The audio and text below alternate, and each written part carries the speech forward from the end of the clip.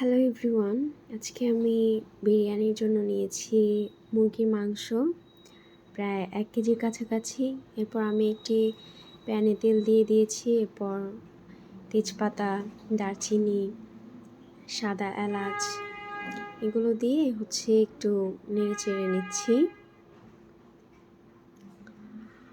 এরপর আমি এখানে দিয়ে দিয়েছি পেঁয়াজ। পেঁয়াজটা যখন একটু লাল লাল হয়ে এসেছে তখন আমি ম্যারিনেট করে রাখা চিকেনগুলো সেখানে দিয়ে দিয়েছি।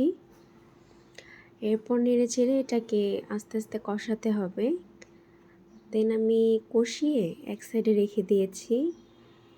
এর ভেতর আবার আমি পাশের চুলায় পানি গরম করে সেখানে তেজপাতা, দারচিনি, তারপর শাহি জিরা, কিছু এলাচ দিয়ে আমি চাল ফুটতে দিয়েছি।